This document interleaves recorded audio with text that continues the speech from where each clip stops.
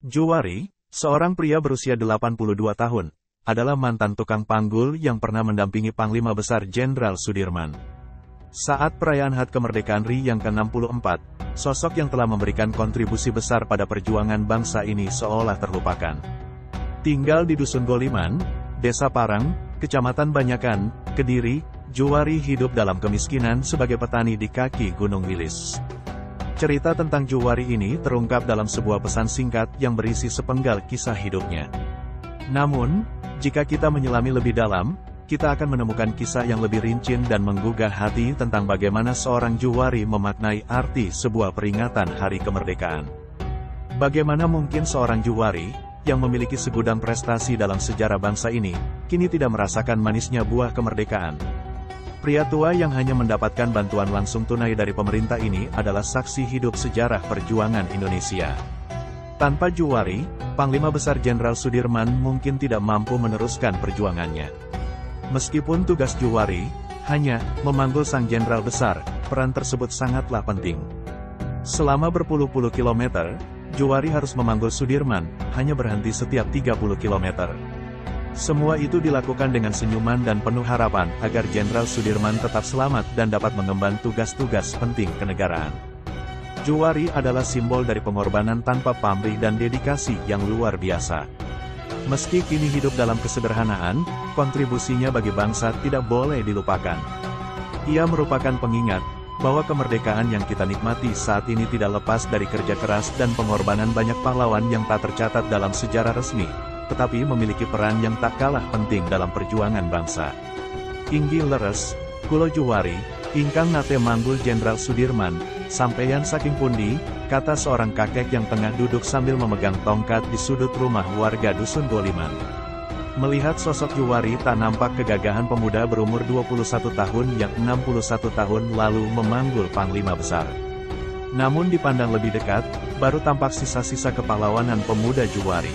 Sorot mata kakek 13 cucu itu masih menyala, menunjukkan semangat perjuangan periode awal kemerdekaan.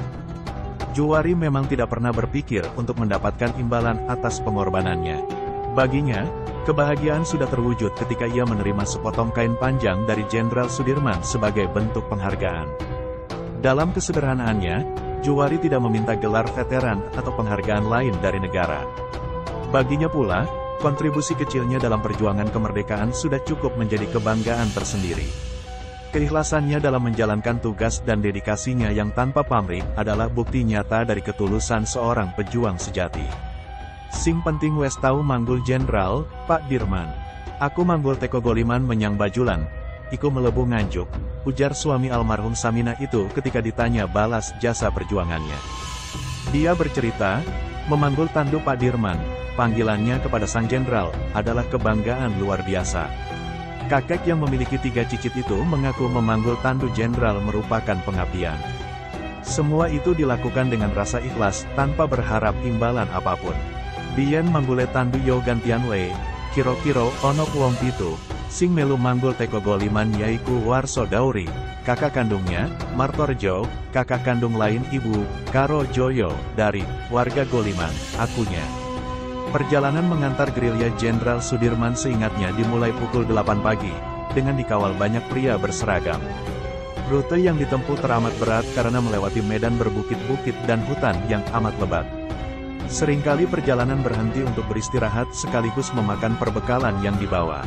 Teko Bajulan, Nganjuk, aku karo sing podo mikul, terus balik nang Goliman. Waktu iku diparingi sewek, jarit, karo sarung, imbuhnya.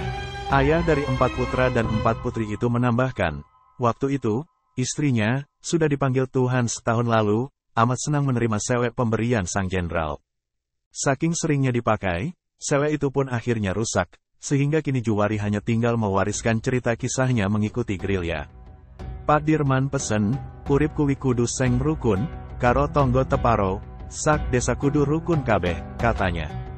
Marilah sama-sama kita tingkatkan persatuan dan kesatuan bangsa demi cita-cita luhur para pahlawan, jangan terpecah belah. Terlebih hanya karena unsur politik yang baru-baru ini selalu berselimuran di media sosial.